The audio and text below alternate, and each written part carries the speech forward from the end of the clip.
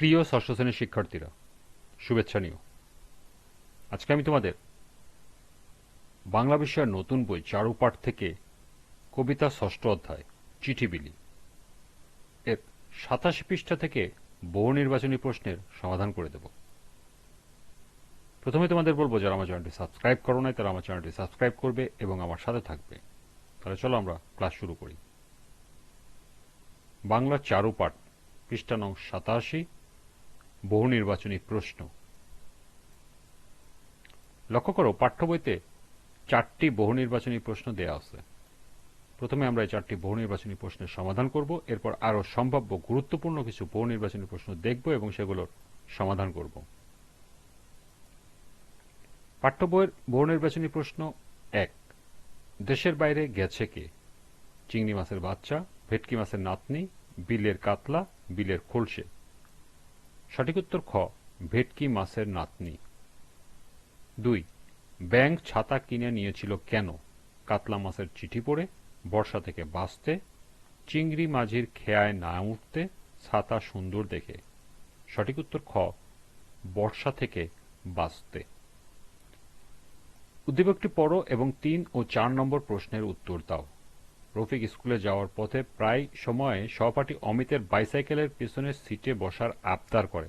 অমিত তাকে না করতে পারে না, কিন্তু কয়েকদিন যাওয়ার পর রফিক অমিতের অনাগ্রহ ও বিরক্তি বুঝতে পারে। সে এটাও জানতে পারে যে একদিন অমিত তাকে সাইকেল থেকে ফেলে দেবে। এ অবস্থায় রফিক নিজেই একটা সাইকেল কেনার সিদ্ধান্ত নেয়। স্কুলে যেতে সে আর সহপাঠীর সাইকেলের উপর নির্ভর করে না। 3। উদ্দীপকে অমিতের চরিত্রটি চিঠিবিলি ছড়ার কোন চরিত্রের সঙ্গে সঙ্গতিপূর্ণ? চিংড়ি মাঝি, ভেটকি মাছ, কাতলা মাছ, ব্যাঙ। সঠিক উত্তর ক, চিংড়ি মাঝি। উদ্দীপকে রফিকের সাইকেল কেনার সঙ্গে চিঠিবিলি ছড়ার মিল রয়েছে। 1. চিংড়ির মাঝির হাল ধরার। 2. ব্যাঙের ছাতা কেনার। 3. ব্যাঙের খেয়া নায়ের উপর ভরসা না করা। নিচের কোনটি সঠিক? ক 1 ও 2, খ 1 ও 3, গ 2 ও 3, ঘ 1, 2 ও 3। সঠিক উত্তর গ 2 ও 3। এই ছিল পাঠ্য বইয়ের 4টি বহু নির্বাচনী প্রশ্নের সমাধান। এবার সম্ভাব্য গুরুত্বপূর্ণ কিছু বহু নির্বাচনী প্রশ্ন। 5। ছাতা মাথায় কে চলেছে? চিংড়ি মাঝি, ভেটকি মাছ, কাতলা মাছ, ব্যাঙ। সঠিক উত্তর ঘ, ব্যাঙ। 6। খেয়া নায়ের মাঝি কে? চিংড়ি মাছ, ভেটকি মাছ, কাতলা মাছ, ব্যাঙ। সঠিক উত্তর ক, চিংড়ি মাছ। 7। কার চোখ রোদে ঝলসে গেছে? চিংড়ি মাঝি, ভেটকি মাছ, কাতলা মাছ, খোলসে মাছ। সঠিক উত্তর ঘ, খোলসে মাছ। 8। কে দেশের বাইরে গেছে? চিংড়ি মাঝি, ভেটকি মাছের নাতনি, কাতলা মাছ, ব্যাঙ। সঠিক উত্তর খ, ভেটকি মাছের নাতনি। 9। ভেটকি মাছের নাতনির কাছে কে চিঠি লিখেছে? চিংড়ি মাঝি, খোলসে মাছ, কাতলা মাছ, ব্যাঙ। সঠিক উত্তর গ, কাতলা মাছ। 10। চিংড়ি মাছের বাচ্চা কিভাবে হাল ধরে? দু চোখ খুলে, দু চোখ বুঝে, দু চোখ খুলে, এক চোখ খুলে, এক চোখ বুঝে। সঠিক উত্তর খ, দু চোখ বুঝে। 11। দেয়া ঝরছে কিভাবে? রিমঝিম, ঝিমঝিম, টুপটুপ, টাপস টুপুস। সঠিক উত্তর ঘ, টাপুস টুপুস। 12। কে ছাতা কিনল? চিংড়ি মাঝি, ভেটকি মাছ, কাতলা মাছ, ব্যাঙ। সঠিক উত্তর ঘ, ব্যাঙ। 13।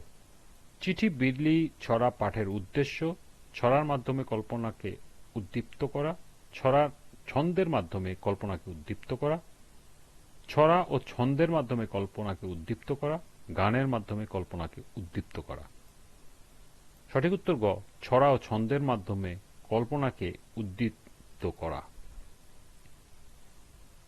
14।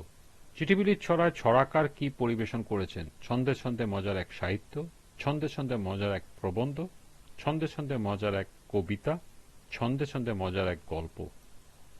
সঠিক উত্তর ঘ, ছন্দে ছন্দে মজার এক গল্প। 15। দেয়া শব্দের অর্থ? কুয়াশা, তুষার, মেঘ, বিজলি। সঠিক উত্তর গ, মেঘ। বাদলা শব্দের অর্থ ঝিরঝিরি বৃষ্টি, গুড়ি গুড়ি বৃষ্টি, রিমঝিম বৃষ্টি, এক নাগাড়ে বৃষ্টি। সঠিক উত্তর ঘ, এক নাগাড়ে বৃষ্টি।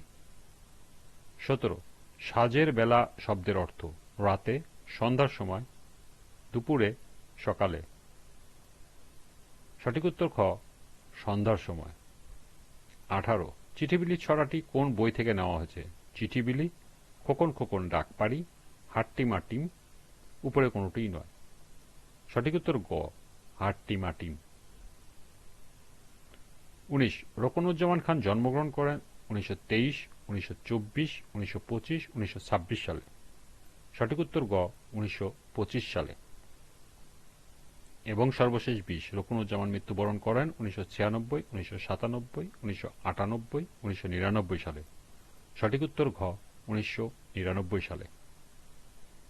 এই ছিল পাঠ্য বই সহ সর্বমোট 20টি গুরুত্বপূর্ণ বহুনির্বাচনী প্রশ্ন এবং এর সমাধান। আজকের ক্লাসটি এ পর্যন্তই।